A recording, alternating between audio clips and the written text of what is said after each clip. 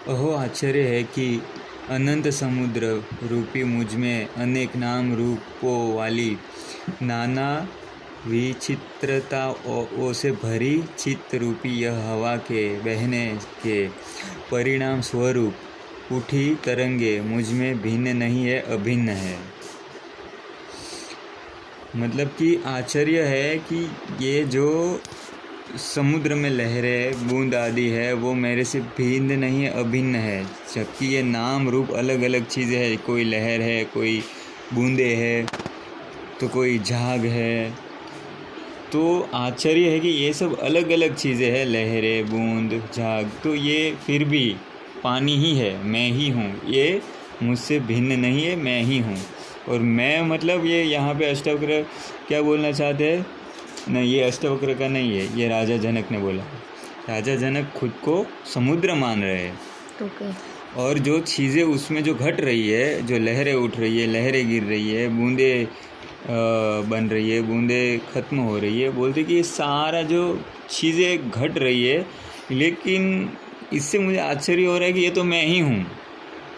लेकिन मैं अलग अलग रूपों में दिख रहा हूँ। कहीं मैं लहर दिख रहा हूँ, तो कहीं मैं बूंद दिख रहा हूँ, कहीं मैं झाग दिख रहा हूँ, लेकिन रियल में तो मैं पानी हूँ, तो पानी हूँ।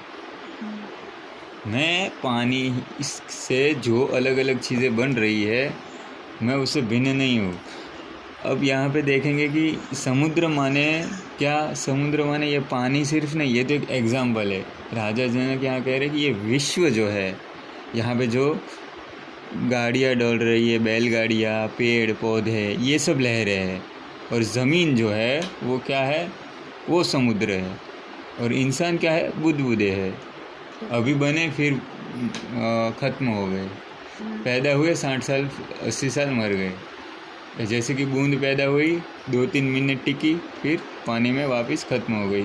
लहर उठी, 2 सेकंड टिकी, वापस पानी में लय हो गई। तो ये जो हो रहा है, जो इंसान मर रहे, पैदा हो रहे, भूकंप हो रहे, या बारिश हो रही, या गर्मी बढ़ रही, ये सब कुछ मैं उससे भिन्न नहीं, अभिन्न हूँ। मैं एक ही हूँ उस सृष्टि से, और मेरे में सब घट रहा है। और मैं विशालकाय समुद्र की तरह हूँ। और ये विश्व कैसा है? पानी के बुदबुदों जैसा है।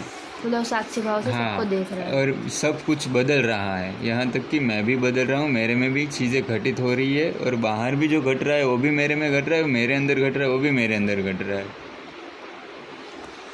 समझे? और मैं माने शरीर नहीं कह रहे राजा जनक। मैं का मतलब है कि पूरा विश्व। जब राजा जनक कहते कि मेरे में घट रहा है, तो राजा जनक के शरीर में नहीं घट रहा है, वो घट रहा है कहीं अनंत दूरी से, हर जगह। हाँ, वो खुद को पूर्ण समझ रहे हो। पूर्ण माने कोई टुकड़ा नहीं, पूरे विश्व को जो ब्रह्मांड है वो खुद को ब्रह्म समझ रहे हो। ब्रह्म मतलब ब्रह्मांड। और ब्रह्मांड में अगर सूरज जो है वो किसी गैलेक्सी का चक्कर काट रहा है, तो वो कह रहे को मैं ही काट रहा हूँ।